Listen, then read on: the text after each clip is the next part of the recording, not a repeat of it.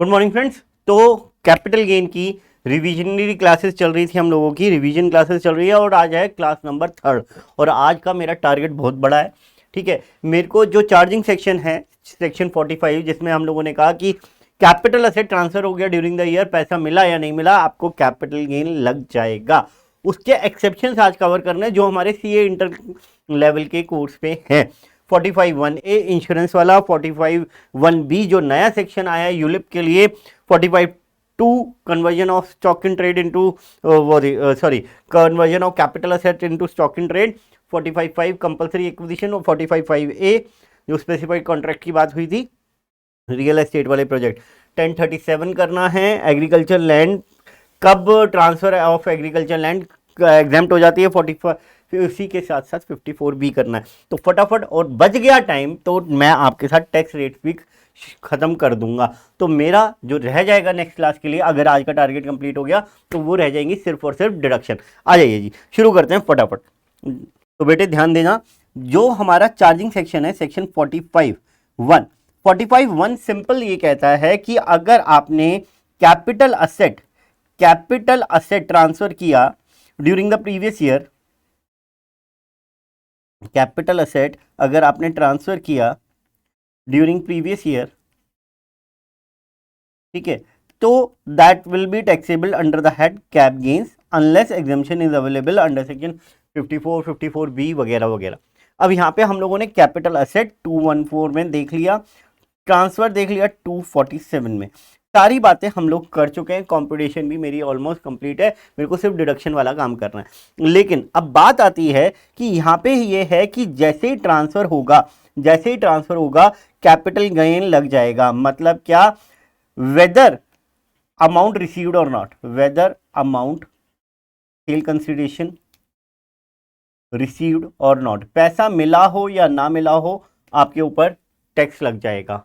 आपका capital gain में मतलब आपका ट्रांसफर मान लिया जाएगा, ट्रांसफर हो गया, आपको पैसा मिला या नहीं मिला उसके ऊपर कैपिटल गेन लग जाएगा। लेकिन अब जरा देखिएगा कुछ एक्सेप्शनल केसेस हैं। पहला देखिएगा 45(1)A। 1A तो बहुत ही अजीब और गरीब एक्सेप्शनल केस है, इंश्योरेंस क्लेम। बेटे एक बात समझने की है कि जब हम किसी को असेट ट्रांसफर करेंगे, क्योंकि यहाँ पे ये देखो ना कितनी बड़ी बात है, यहाँ पे असेट ट्रांसफर करने के ऊपर फोकस किया गया है। जब मेरा असेट डिस्ट्रॉय हो जाता है तो उस केस में मैंने असेट किसी को बेचा नहीं है, मेरा असेट डिस्ट्रॉय हो गया, लेकिन क्योंकि मैंने उसका इंश्योरेंस करा रखा था तो इंश्योरेंस कंपनी मेरे को पैसा दे रही है। इंश्योरेंस कंपनी क्या दे रही है? मेरे को पैसा दे रही है। तो अगर मैं देखूं ना तो कहीं से कहीं तक जो इंश्योरेंस कंपनी जो मेरे को पैसा देती है उसके ऊपर कैपिटल गेन लगने का कोई चांस ही नहीं है। It is a capital receipt which is not taxable as per section 45(1). As per section 45(1). तो इन्होंने वानिया सिल्क मिल का केस आया था, जो कि मैंने आपको बताया भी था कि हमारे पूज्य गुरुजी ने हमें बताया। तो उसको पढ़ने के बाद वानिया सिल्क मिल का केस हुआ और उसके बाद सेक्शन 45(1)A ड्राफ्ट किया गया कि अगर इंश्योरेंस क्लेम से जो पैसा मिलता है that is a capital receipt but it will be taxable under the head cap gain now.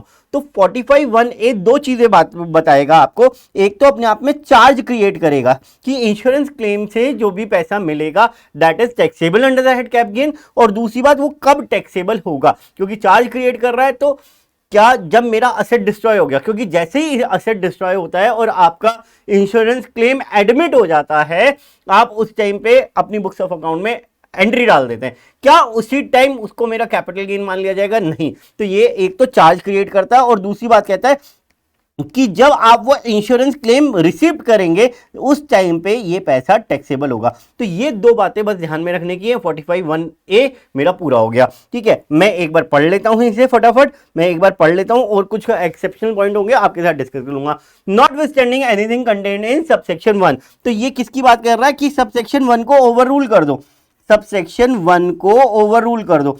कौन से सबसेक्शन 1 को ओवररूल कर दो? 45(1) को ओवररूल कर दो।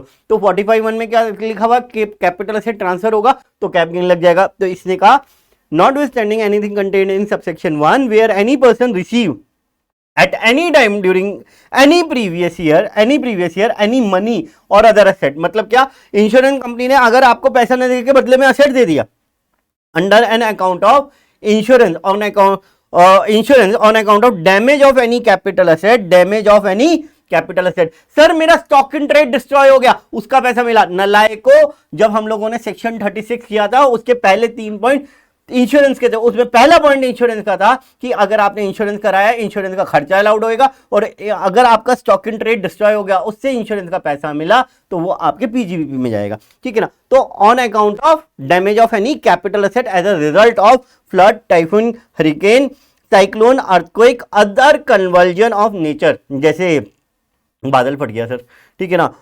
लैंडस्लाइडिंग हो गई, तो वो अदर कन्वर्जन ऑफ नेचर में कवर हो जाएंगे। रॉयड, सिविल डिस्टर्बेंस, एक्सीडेंटल फायर और एक्सप्लोजन।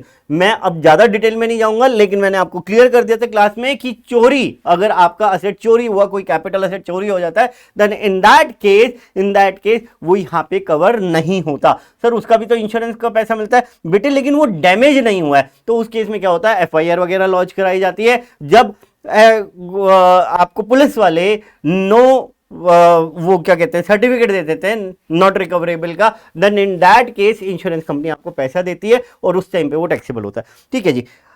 और एक्शन बाय एन एनिमी और action taken in combating an enemy with और विदाउट डिक्लेरेशन ऑफ वॉर, उसमें भी कोई कैपिटल एसेट अगर आपका डिस्ट्रॉय हो गया और उसका इंश्योरेंस करा रखा है तो वो भी यहाँ पे कवर होगा।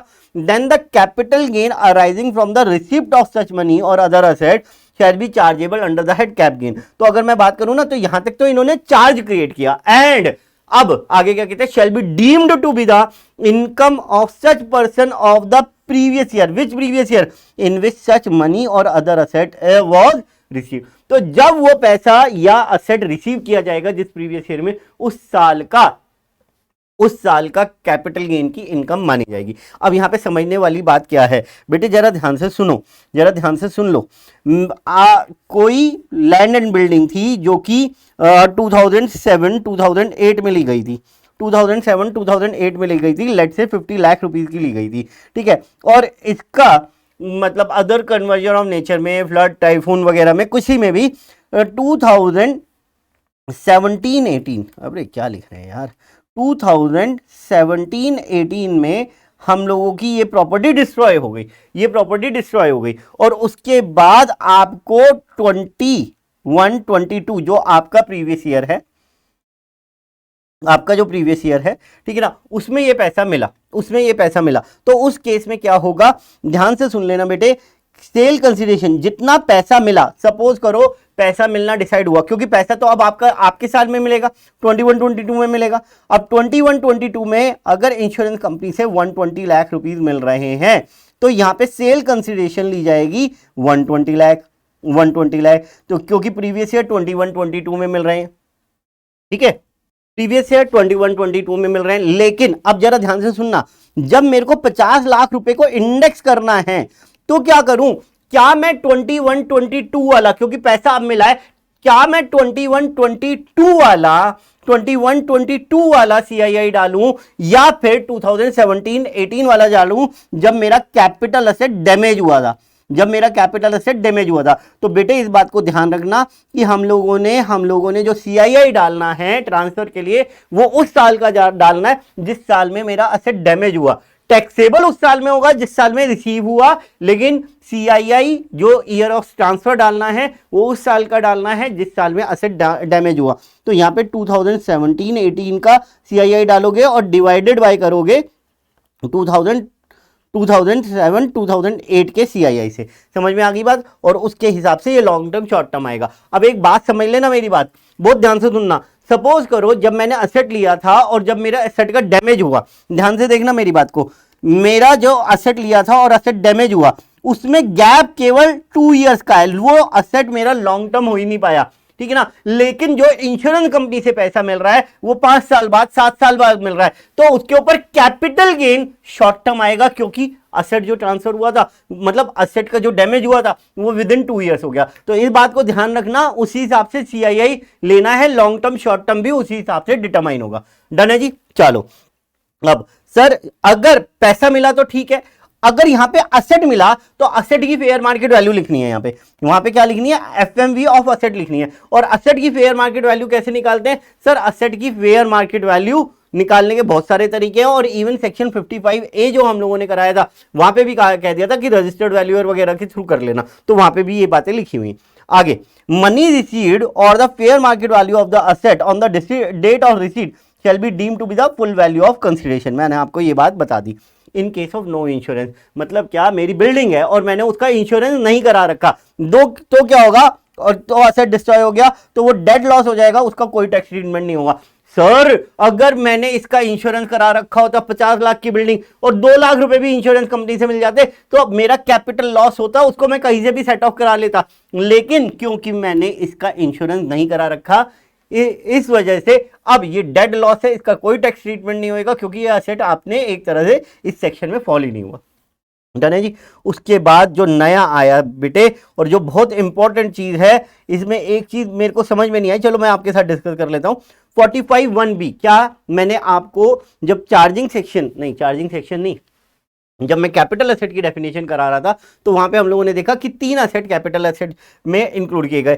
कैपिटल एसेट मींस पहला property of any kind held by the assessee, दूसरा उसमें था securities held by the FII, और तीसरा ये पॉइंट डाला था, क्या पॉइंट डाला था कि कोई यूलिप अगर आपने ले रखी है और उसका प्रीमियम 2.5 लाख से ज्यादा का गया है तो उसका अब मैच्योरिटी का जो पैसा आएगा इंक्लूडिंग बोनस, वो आपका कैपिटल, मतलब वो भी आपका ट्रांसफर, वो कैपिटल एसेट माना जाएगा।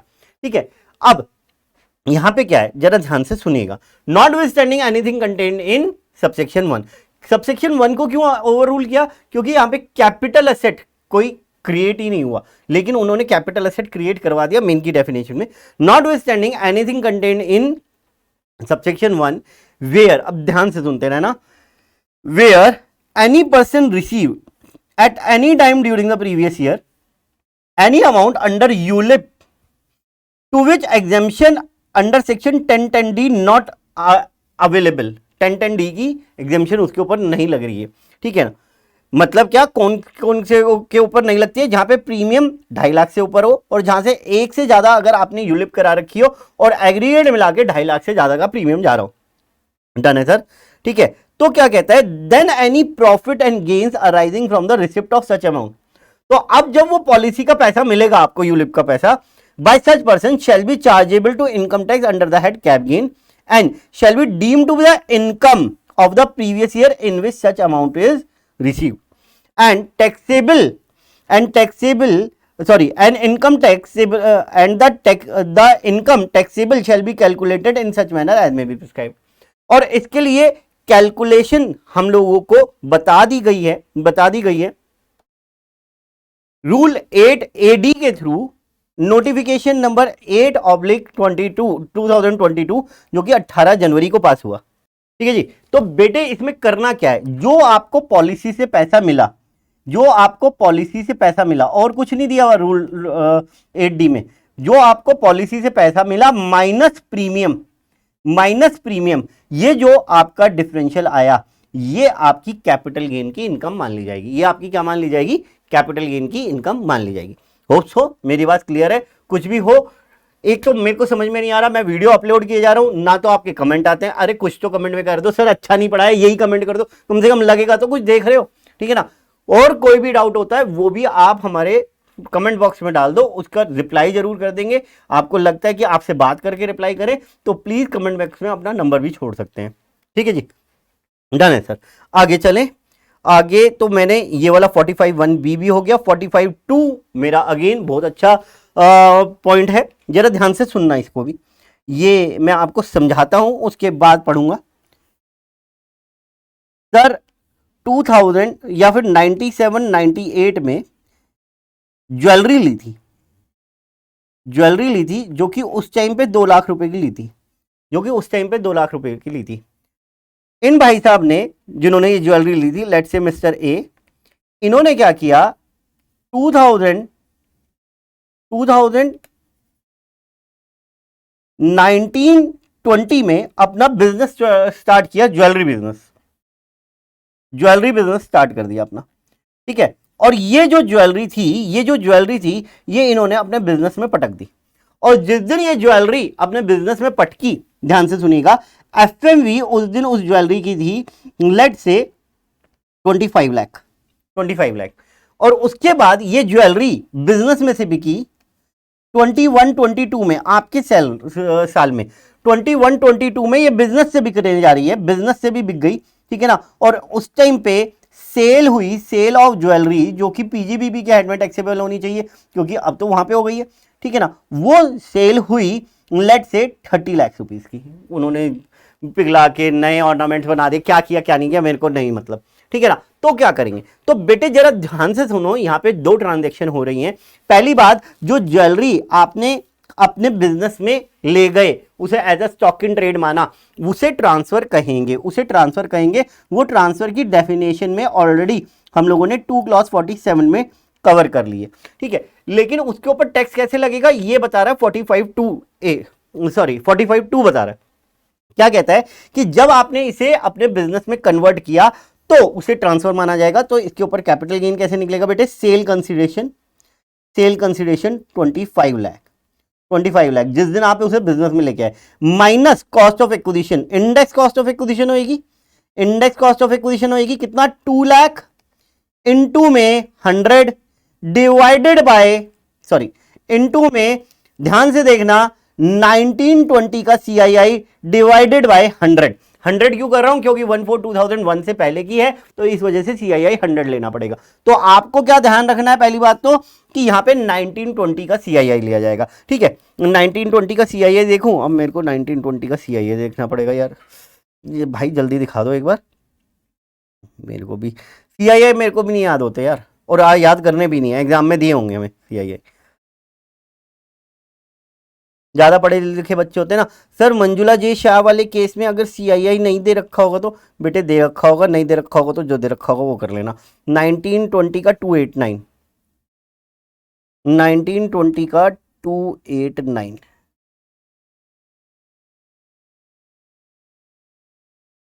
289, तो भाई 2 लाख इंटू 289 डिवाइडेड बाय 100, ये आ रहा है 5,78,000, ठीक है। तो ये जो आया आपका 25 लाख माइनस 5,78,000, ये आया 19,22,000, ये आपका हो गया, ये आपका हो गया long term capital gain, long term capital gain. अब मेरी बात ध्यान से सुनना प्लीज, अब मेरी बात पे और ध्यान देना।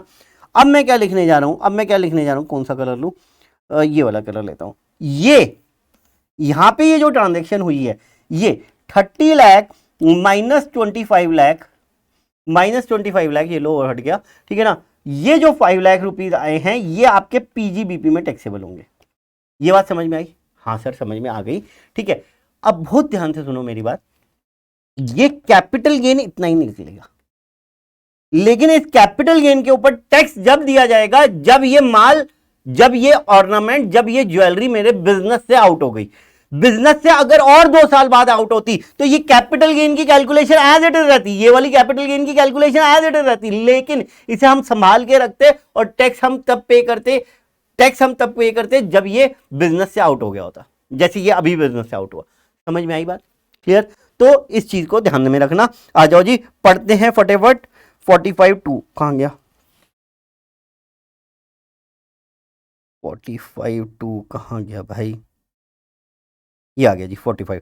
Conversion of capital asset into stock in trade क्या कहता है, not withstanding anything contained in subsection 1, the capital gain arising from the conversion of capital asset into stock in trade of a business carried on by assessee shall be chargeable to tax in the previous year, ध्यान से, in the previous year in which such stock in trade is sold or otherwise transferred by him, and fair market value of the asset on the date of such conversion. Conversion कब, जब हमने CA से SIT बनाया उसे, ठीक है ना। तो जिस दिन उसे सीए से एसआईटी बनाया, shall be deemed to be the full value of consideration. Note पढ़ो, note sir, capital asset shall be computed as per the provision of the previous year in which stock in trade is sold. देख लो मैंने भी यही किया है ना, मैंने भी यही किया है। 2019-20 के हिसाब से कैपिटल गेन निकाला है। FMV of the asset minus cost of acquisition is equal to capital gain. Index करना होगा तो इंडेक्स करेंगे जैसे हम लोगों ने इंडेक्स किया। Sale of stock in trade minus FMV of the asset is equal to PGBP. ये भी समझ में आ गया। 30 लाख रुपए माइनस 28 लाख, 28 लाख था ना, कितना था, 25 लाख रुपए, तो वो 5 लाख रुपए का मेरा पीजीबीपी हो गया। क्लियर है सर। सर देखो अब मेरी बात सुनो, जो मेरा कैपिटल असेट था, जब मैंने उसे स्टॉक इन ट्रेड में कन्वर्ट किया तो उसके ऊपर तो पीजीबीपी वो कैपिटल गेन लग गया। मैं कह रहा हूं कि कुछ स्टॉक इन ट्रेड था, अब मैं कैपिटल एसेट लेके जा रहा हूं। मतलब क्या, मेरी ज्वेलरी की शॉप है, मैं क्या कह रहा हूं, मेरी ज्वेलरी की शॉप है जी, मेरी ज्वेलरी की शॉप है। अब ये जो ज्वेलरी की शॉप है मेरी मेरी देखो, मेरी ड्राइंग वगैरह तो समझ में आएगी नहीं तुम्हें, ठीक है ना। ज्वेलरी की शॉप है और ये 21-22 में मैंने यहां से 5 लाख रुपए की ज्वेलरी निकाल ली और अपने घर ले गया, पर्सनल यूज के लिए ले गया, ठीक है ना, पर्सनल यूज के लिए ले गया। मैंने अपनी मम्मी के लिए ले गया, अपने भाई के लिए ले गया, किसी के लिए भी ले गया। तो अब क्या होगा, क्योंकि मैंने ज्वेलरी ये खरीदी भी होगी, ठीक है ना। तो अब क्या क्या इंपैक्ट आएगा वो देखो, 49.9, जरा ध्यान से सुनिएगा। Cost of acquisition in case stock in trade converted और treated as a capital asset, जरा ध्यान से सुन लेना। पहली बात, where the capital gain arises from the transfer of capital asset refer to in 28 VIA, the cost of acquisition of such asset shall be deemed to be the fair market value which has been taken into account for the purpose of said clause। बेटे है क्या, मेरी बात ध्यान से सुनना। ये 5 लाख रुपए की, ध्यान से सुनो, मैंने ये जो 5 लाख रुपए की ज्वेलरी, ये FMV है जिस दिन मैं लेके गया, और मैंने ये ज्वेलरी बिजनेस में खरीदी थी, लेट से 4 लाख रुपीज की, 4 लाख रुपीज की। तो 5 लाख माइनस 4 लाख, ये 1 लाख मेरी पीजीबीपी की इनकम है। ये मेरी किसकी इनकम है, पीजीबीपी की इनकम है। सर कौन कहता है, बेटे 26 VIA कहता है। 26 VIA जो चार्जिंग सेक्शन है पीजीबीपी का, वो ये बताता है कि अगर आप कोई अपना स्टॉक इन ट्रेड घर पे लेके गए, तो जिस दिन आप घर पे लेके जा रहे हैं उस दिन की जो फेयर मार्केट वैल्यू है वो आपकी इनकम मान ली जाएगी। तो 5 लाख रुपए इनकम और 4 लाख रुपए आपके ऑलरेडी परचेजेस में रिकॉर्ड है, 1 लाख रुपए की इनकम आ गई नेट में, ठीक है। उसके बाद क्या कह रहा है, जो यहां पे FMV यहां पे कितनी है, देखो यहां पे FMV कितनी है, 5 लाख रुपीज। ये जो 5 लाख रुपीज की FMV है, अब वो पर्सनल यूज के लिए अब आपकी कॉस्ट ऑफ एक्विजिशन मानी जाएगी। मतलब क्या बेटे, कल को मतलब थोड़े से साल बाद मैंने लेट से 25-26 में ये ज्वेलरी बेच दी, घर पे आ गई थी, अब ये ज्वेलरी बेच दी, तो इसकी सेल कंसिडरेशन जो भी रहेगी उसमें से माइनस करनी होगी ना, इंडेक्स कॉस्ट ऑफ एक्विजिशन या कॉस्ट ऑफ एक्विजिशन। तो कॉस्ट ऑफ एक्विजिशन की कितनी ली जाएगी, कहते हैं कॉस्ट ऑफ एक्विजिशन लोगे आप 5 लाख रुपए जो FMV ली थी यहां पे। समझ में आ गई बात, ठीक है जी। तो 49.9 भी मैंने आपको करा दिया। उसके बाद पीरियड ऑफ होल्डिंग की बात कर रहा है, थोड़ी सी बातें सुन लो यार। Period of holding in above case shall be reckoned मतलब taken from the date of is conversion और ट्रीटमेंट। कहता है जब भैया इस केस में देखो ना, ये ऊपर जब मैं कैपिटल गेन की कैलकुलेशन करूंगा तो पीरियड ऑफ होल्डिंग कब से लूंगा, कहते हैं जिस दिन आप अपने बिजनेस से यहां पे उठा के लेके आए, जिस दिन आप अपने बिजनेस से यहां पे उठा के ले आए, उस दिन से आपकी पीरियड ऑफ होल्डिंग काउंट होएगी इस एसेट के लिए, ठीक है जी। आगे चलो, सेक्शन 28 मैंने रिपीट कर दिया यहाँ पे, वो आप देख लेना, कोई दिक्कत नहीं। अगर आपके नोट्स में ये आ रहा है 45(2)A, ये आपने नहीं करना। उसके बाद 45(3) आ रहा है, पुराना ही लिखा हुआ है, करना भी नहीं है और है भी नहीं आपके कोर्स में इंटर में। 45(4) भी नहीं है, 9B भी नहीं है, नहीं करना सर, ये कुछ भी नहीं करना। आप आ जाओ डायरेक्टली, आ जाओ जी 45(5) पे। 45(5) पे बहुत ध्यान से सुनना भाई। अगर आपका कोई कैपिटल एसेट, क्या चीज, ध्यान से, कैपिटल गेन का चैप्टर कर रहे हैं तो बात ही कैपिटल एसेट की होगी। अगर कोई आपका कैपिटल एसेट कंपलसरी एक्वायर हो जाता है तो पहली बात तो उसे ट्रांसफर मानेंगे, क्योंकि सेक्शन 2 क्लॉज 47 में उसे ट्रांसफर कहा गया, लेकिन compulsory acquisition under any law के तहत हो रहा है कंपलसरी एक्विजिशन, ये नहीं है कि कोई भी गन पॉइंट पे ले गया, ठीक है। तो सर कंपलसरी एक्विजिशन हो रहा है। अब जब लॉ वाले, मतलब क्या, जब गवर्नमेंट आपका कंपलसरी एक्विजिशन कर रही है, इन दैट केस बात क्या हुई भाई, किसी किसान की जमीन थी, वैसे किसान लेना नहीं चाहिए, मैं कहता हूं महरौली रोड पे दिल्ली मेट्रो आनी थी तो किसी की दुकान हटानी थी। अब दिल्ली गवर्नमेंट उसका क्या कहती है, उसकी दुकान बंद करवा दी, भाई तेरी दुकान उड़ाएंगे अब, क्योंकि हम लोगों ने यहाँ पे मेट्रो का पिलर गाड़ना है जी, ठीक है। अब जब दिल्ली मेट्रो का पिलर करना है वहां पे, उसकी दुकान हटा दी, एक तो वो रोजी रोटी से भी गया, ठीक है, उसे ट्रांसफर भी मान लिया तुमने 247 में। अब तुम अगर ये कह दो कि ट्रांसफर हो गई है, वो रोजी रोटी से तो गया, उसको मुआवजा, उसका कंपनसेशन अभी डिसाइड कर दिया तुमने, मान भी लिया, लेकिन कंपनसेशन उसे मिला ही नहीं, और तुम कहते हो जी अब भाई तेरे पे कैपिटल गेन लगेगा, वो कहेगा मैं ऐसा करता हूँ, मैं जाके ना सो के साइड हो जाता हूँ, ठीक है ना, समझ में आ गई मेरी बात। तो वो बंदा वैसे ही मर जाएगा। तो क्या कहा, not with standing anything contained in subsection 1। तो सबसेक्शन 1 को ओवर रूल करते हुए क्या कहा कि कंपल्सरी एक्विजिशन जिस साल में मिलेगा, सीधी सीधी बात करते हैं, लिखा बहुत कुछ हुआ है, कंपल्सरी एक्विजिशन जिस साल में मिलेगा उस साल में आपको कैपिटल गेन टैक्स लगेगा और देना है। कंप्यूटेशन कब से होगी, जैसे मेरे इंश्योरेंस वाले केस में था, कंप्यूटेशन कैसे होगी भैया, अगर आपका कैपिटल एसेट जिस साल में कंपल्सरी एक्वायर हो गया, कैपिटल गेन के लिए year of CII of year of transfer लेते हैं, तो वो वाला ईयर वो वाला माना जाएगा, ठीक है ना। लेकिन टैक्स कब देना होगा, जब आपको कंपनसेशन रिसीव हुआ। तो notwithstanding anything contained in subsection 1 where the capital gain arising from the transfer of capital asset by way of compulsory acquisition under any law for which consideration was determined or approved by the central government or by the RBI। ये MCQ question में आ जाता है कि compulsory acquisition हुआ और जो मुआवजा है ना वो स्टेट गवर्नमेंट ने तय किया, नहीं बात बनेगी।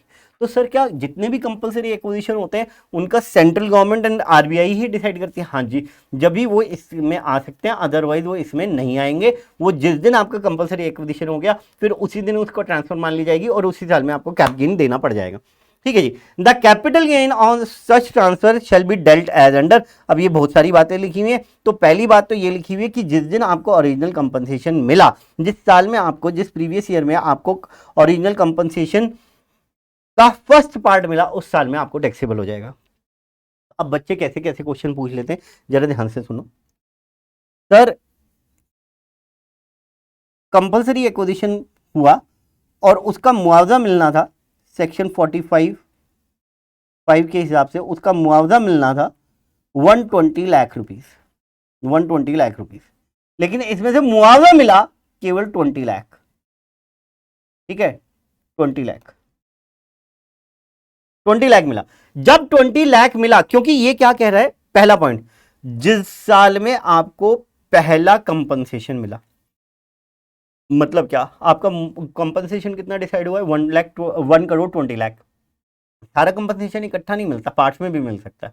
सारा मिल गया तो भी कोई दिक्कत है ही नहीं, लेकिन अगर पार्ट्स में मिला, और पार्ट्स में पहली बार जो मिला है 20 लाख रुपए मिला, 20 लाख रुपए मिला, लेकिन कंप्यूटेशन जो होगी वो पूरे 120 लाख से ही हो जाएगी आपकी। अब बच्चे कैसे नालायक होते हैं और कैसे कैसे क्वेश्चन पूछते हैं, sir 10 lakh into 319 divided by 100, मेरी कैलकुलेशन वीक है भैया थोड़ी सी, तो मेरे साथ बेयर करना पड़ेगा आपको। डिवाइडेड बाय 100, अबे क्या कर दिया मैंने, 319 इंटू डिवाइडेड बाय 100, ये आ गया 31,90,000, 1 करोड़ 20 लाख, 20 लाख माइनस 31,90,000, 88,10,000, ठीक है। ये लॉन्ग टर्म कैपिटल गेन हो गया। बच्चे ऐसे ऐसे क्वेश्चन पूछ लेते हैं, सर इस कैपिटल गेन पे 20% के हिसाब से टैक्स बन रहा है 17,62,000, ये तो शुक्र है 17,62,000, तो इसका 17 लाख रुपए तो टैक्स में ही चला जाएगा। भाई कोई बात नहीं, चला जाएगा। सर अगर इसे कंपनसेशन ही 10 लाख रुपीज मिला होता, बेटे ऐसे गंदे क्वेश्चन मत पूछा कीजिए, क्योंकि गवर्नमेंट भी इतना कंपनसेशन तो आपको जरूर देगी जो आप टैक्स पे कर सके, ठीक है जी। तो अगर आपको पहली मतलब जिस साल में पहला कंपनसेशन मिला, पार्ट ऑफ द कंपनसेशन, उस साल में आपको पूरा टैक्स देना पड़ेगा।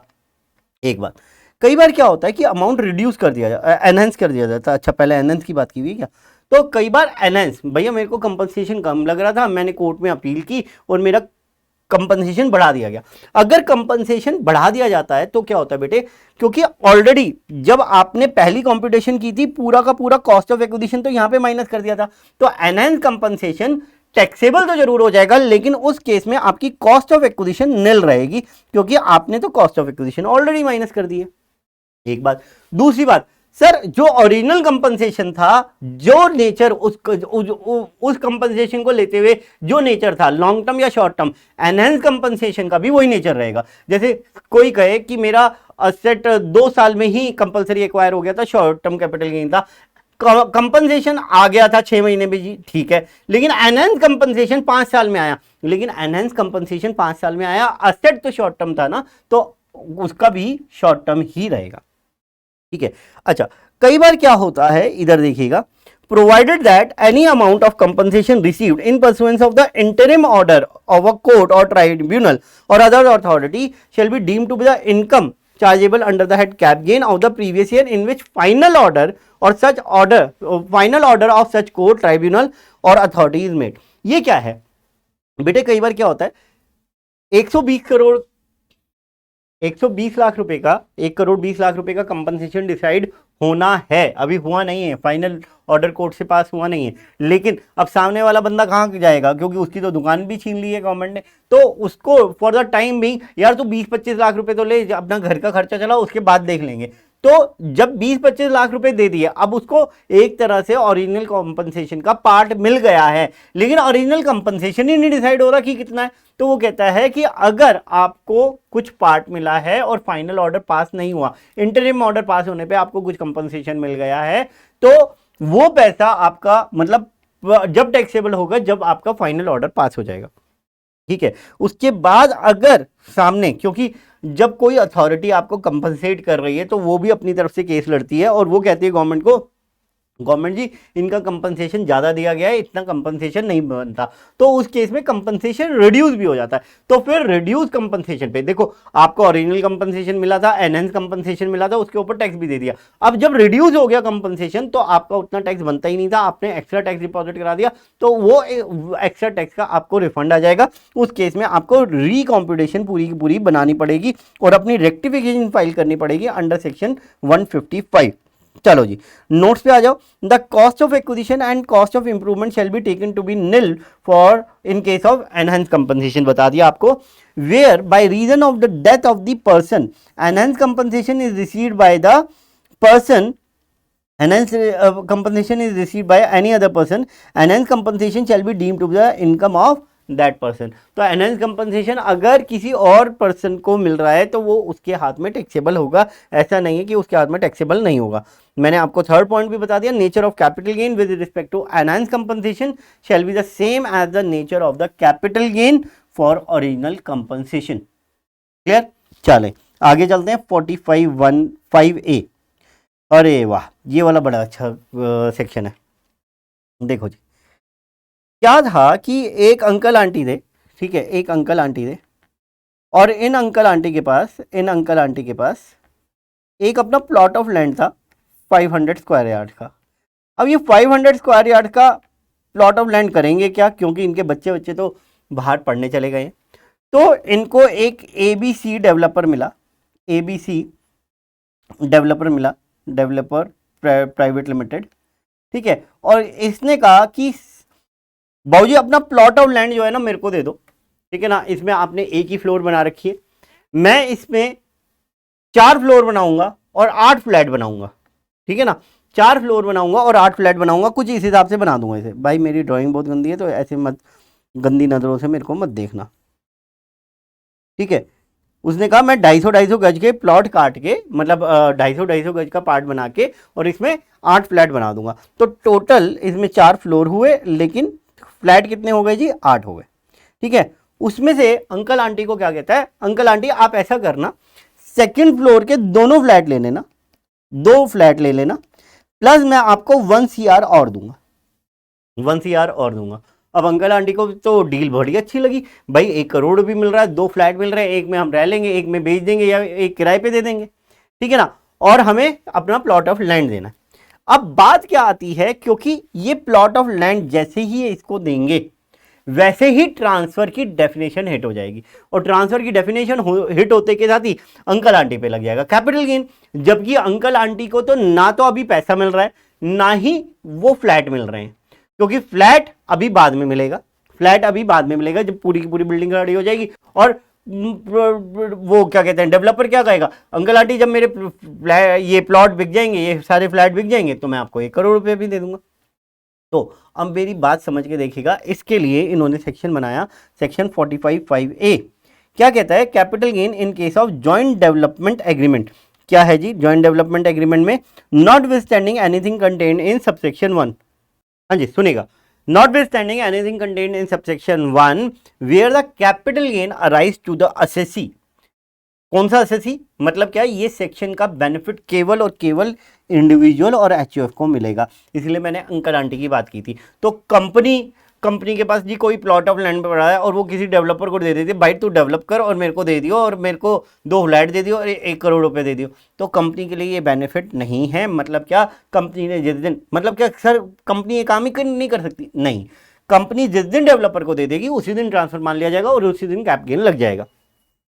Notwithstanding anything contained in subsection 1 where the capital gain arises to a assessee being an individual or HUF from the transfer of capital asset being land or building or both under a specified contract, नीचे definition दे रखी है, the capital gain shall be chargeable to income tax as the income of the previous year, बहुत ध्यान से सुनना, income of the previous year in which the certificate of completion for the whole or part of the project is issued by the competent authority।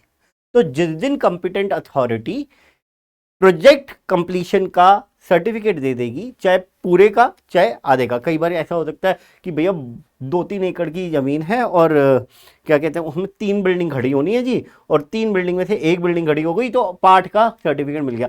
तो जिस दिन भी certificate मिला, previous year in which the certificate of completion for the whole और part of the project is issued by the competent authority. अब इतना तो ये चार्जिंग सेक्शन क्रिएट हो गया, इतना तो ये चार्जिंग सेक्शन क्रिएट हो गया, और आगे टैक्स कब होगा जरा ध्यान से सुनो। And for the purpose of section 48 the stamp duty value as on the date of said certificate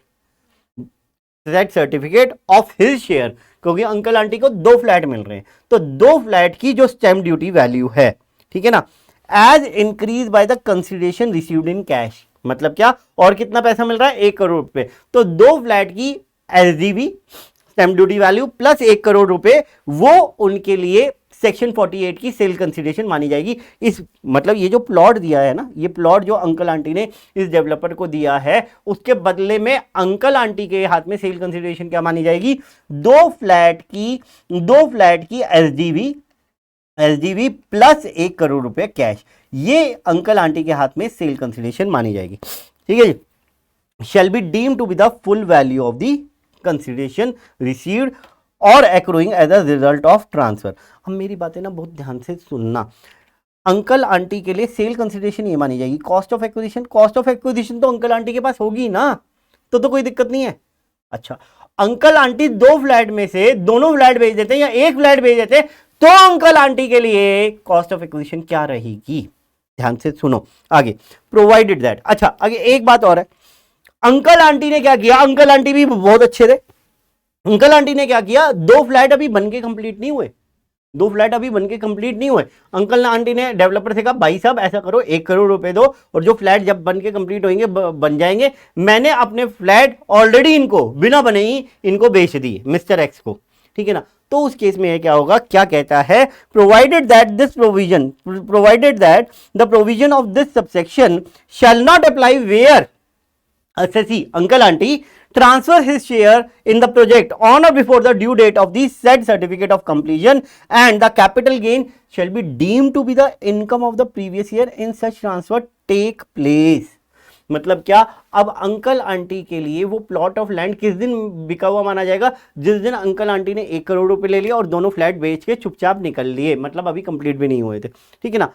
And other provision of this subsection shall apply for the purpose of determination of the full value of consideration received or accruing as a result of such transfer।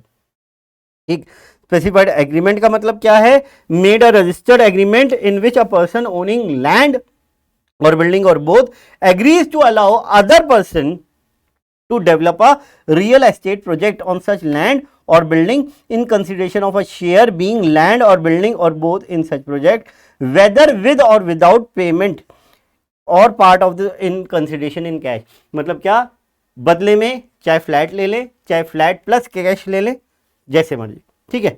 आगे जी, sir सिर्फ cash ले लें, अबे नलायको ऐसे question मत पूछो, अगर सिर्फ कैश ले लें और प्लॉट ऑफ लैंड दे के कैश ले लें तो वो तो नॉर्मल सेल हो गया ना, फिर जॉइंट डेवलपमेंट एग्रीमेंट की बात ही कहाँ आई, जेडीए की बात ही कहाँ आई, ठीक है। आगे सुनो जी 49(7) वेयर, मैंने क्या कहा था कि अंकल आंटी 2 में से ये कोई 1 फ्लैट बेच दें या दोनों फ्लैट बेच दें तो अंकल आंटी के लिए कॉस्ट ऑफ एक्विजिशन क्या रहेगी, वेयर सच इंडिविजुअल और HUF transfer his share in the project received as per section 45(5)(a), then on such transfer the cost of acquisition of share in a project in the hands of land owner shall be the amount which is deemed to be the full value of consideration in 45(5)(a), that is stamp duty value of his share plus consideration in cash।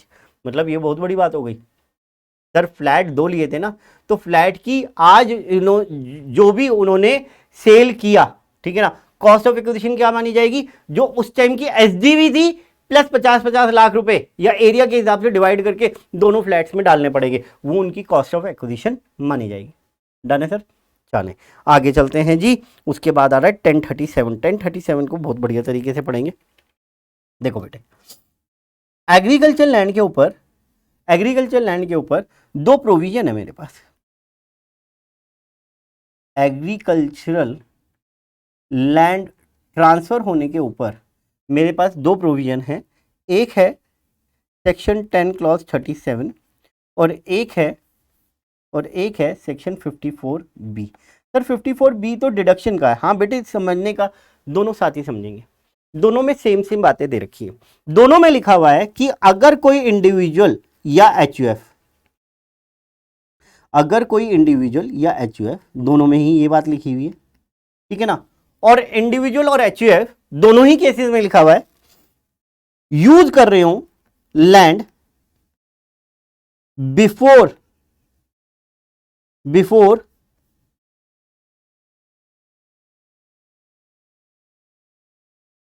use such land at least for 2 years for agricultural purposes before compulsory acquisition। Before compulsory acquisition. और यहाँ पे क्या लिखा हुआ है, use of such land, same बात लिखी हुई है यहाँ पे भी सेम बात लिखी हुई है,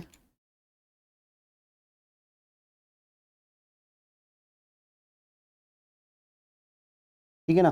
तो यहाँ पे भी सेम बात लिखी हुई है, बिफोर सच ट्रांसफर।